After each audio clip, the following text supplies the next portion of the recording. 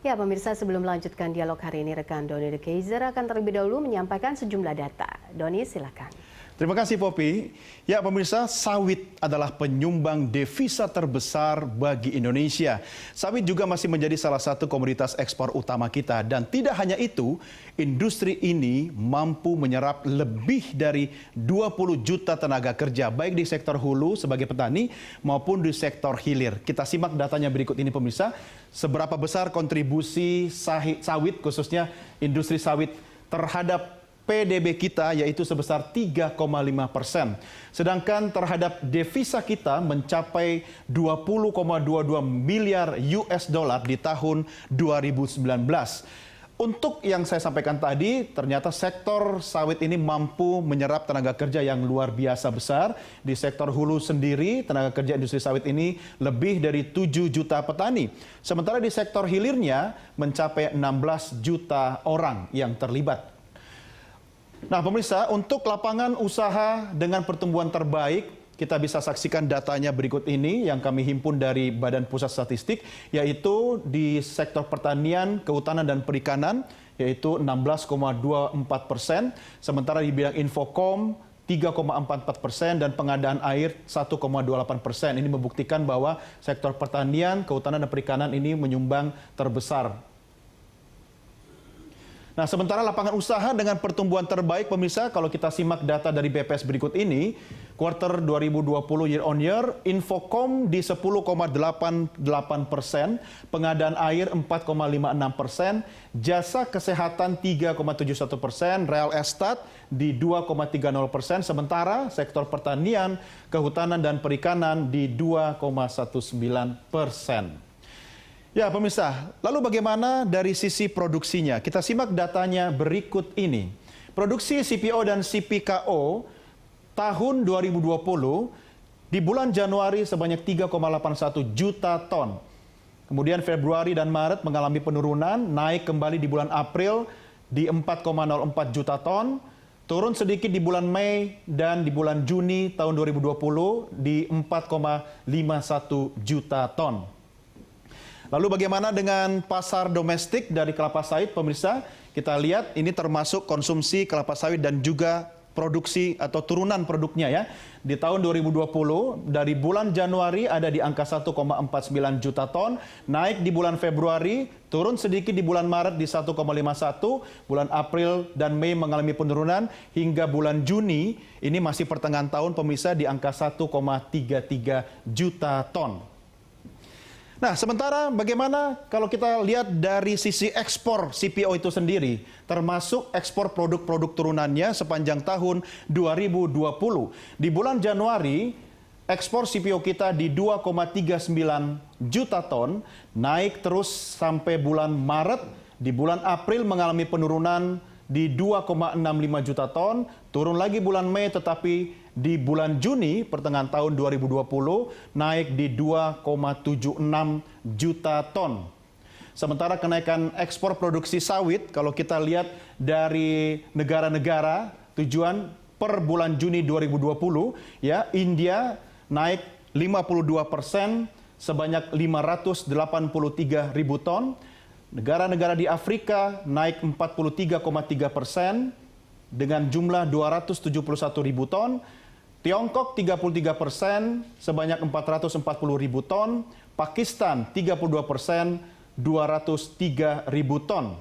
Lalu nilai ekspor sawit Indonesia kita, kalau kita lihat dalam US dollar, dalam miliar dolar Amerika Serikat, untuk tahun 2017 sebesar 24,94 juta dolar Amerika Serikat. Miliar dolar Amerika Serikat. Memang mengalami penurunan di tahun 2018 dan 2019, sementara di semester pertama tahun ini 2020 mencapai 10,06 miliar dolar Amerika Serikat. Ya, pemirsa, itulah data-data yang bisa saya sampaikan. Selanjutnya kita kembali ke Poppy untuk mengikuti diskusi berikutnya. Poppy, silakan. Doni, terima kasih untuk informasinya. Kami lanjutkan dialog bersama dengan Pak Joko dan juga Bu Musdalifah. Saya ke Pak Joko, kalau kita lihat data-data yang ada begitu ya, bahkan ILO juga mengkategorikan bahwa industri sawit ini berada pada level ringan menengah begitu. Apakah memang tidak ada sama sekali dampak yang ditimbulkan begitu dari industri sawit, misalnya pengurangan tenaga kerja atau apapun lah yang mempengaruhi industri sawit di tanah air? Ya, jadi kalau dibilang nggak ada dampak ya nggak juga lah, pasti tetap aja lah, kita sih nggak memungkiri pasti ada dampak. Cuman kan gini ya, kalau pertama kan by nature-nya kan memang pekerjaan di perkebunan itu kan secara otomatis kan social distancing, physical distancing. Jadi pekerjaannya kan memang satu orang mengerjakan 4 hektar, 5 hektar, tempatnya terbuka. Jadi sebenarnya itu menjadi keuntungan lah bahwa kita bisa secara ini menjaga kesehatan. Jadi sehingga memang secara operasional seolah-olah memang kita bisa berjalan seperti biasa. Namun kan tadi saya katakan bahwa karena demand side-nya terpengaruh, pasti kan kita juga ikut terpengaruh. Nah oleh karena itu karena kita tadi mendapatkan balancing bahwa dalam negeri pasarnya cukup bagus ya, meningkat, terutama juga karena hikmah dari pandemi ini juga tadi disinggung Bu Mus bahwa ternyata peningkatan pasar domestik itu ditopang paling besar oleh dari oleochemical. Ini yang kemungkinan menjadi bahan baku untuk disinfektan maupun bahan pembersih. Jadi itu yang lumayan bagus. Nah, ini yang kemudian bahwa kebun masih tetap bisa bertahan untuk tetap tidak melakukan segala macam PHK segala macam. Jadi ada sisi logistik juga tetap terpengaruh karena dengan pembatasan sosial di beberapa daerah kan logistik kita juga sedikit banyak terpengaruh. Jadi tetap ada pengaruhnya walaupun kita masih bisa manage sehingga tidak sampai menjadi isu yang besar lah bagi perkebunan sawit. Gitu Mbak. Apa yang menjadi kendala Pak Joko? Kalau dibilang kendala selama ini sebenarnya tadi saya bilang karena ini main faktornya adalah demand side. Jadi memang kita harus banyak berjuang gitu ya untuk bagaimana kita bisa menjaga pasar ekspor kita supaya tetap stabil. Jadi karena pasar-pasar utama kita juga mengalami lockdown waktu itu dan turun cukup signifikan, ya kita harus pandai-pandai untuk memilih pasar yang mungkin bukan pasar utama tapi diversifikasi ini perlu ya. Pasar-pasar Afrika itu menurut saya sih tumbuh cukup bagus ya. Pasar-pasar yang juga kelas menengah kecil kayak Vietnam, Myanmar itu ternyata tumbuh cukup bagus ya. Nah ini yang seperti ini kita perlunya diversifikasi supaya pasar kita bisa tetap terjaga karena apapun bahwa produksi kita ini cukup besar dan memang kita tetap harus concern, kita tetap harus mempertahankan, menjaga supaya pasar ekspor kita stabil karena kan praktis 70% produksi kita itu kan larinya ke pasar ekspor.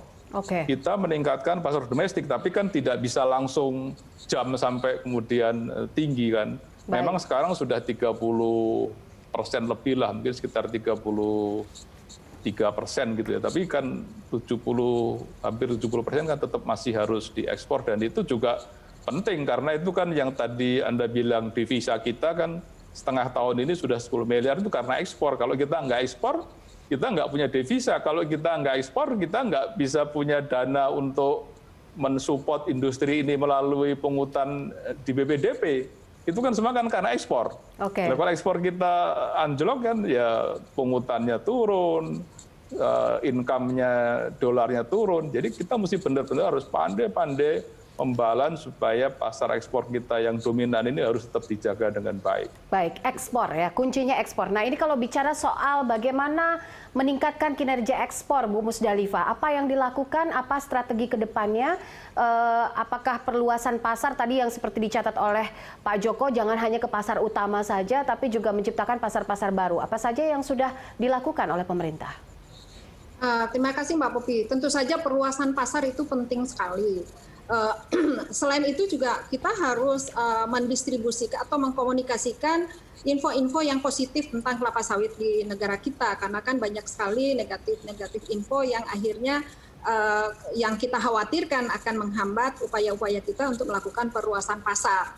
Nah, terkait dengan perluasan pasar, kita berkomunikasi terus dengan teman-teman dari Kementerian Luar Negeri dengan mengedepankan teman-teman kita dubes-dubes kita, atase yang ada di luar negeri untuk senantiasa membuka komunikasi dan membuka pasar baru di luar negeri. Seperti tadi yang disampaikan, kita mungkin pasar utama kita kan selama ini India, kemudian Eropa, Cina, yang sebenarnya perlu kita tingkatkan antara lain Pakistan. Pakistan selalu menjadi pasar utama, tetapi share kita masih sangat potensial untuk kita kembangkan.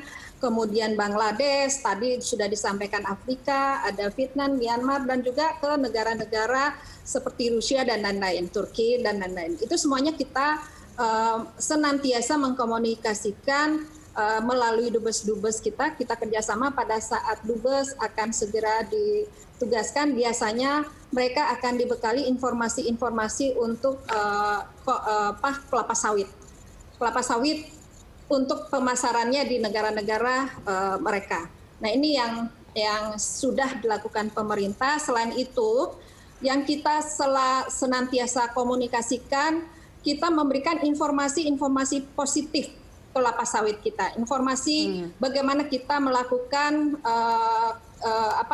sustainability palm oil, menjamin sertifikasi dan memandatorikan ke seluruh perkebunan kita untuk melakukan sertifikasi ISPO, supaya kita ingin jamin bahwa pengelolaan kelapa sawit di negara kita itu dikelola secara sustainable, memenuhi prinsip-prinsip kelestarian lingkungan dan lain-lain.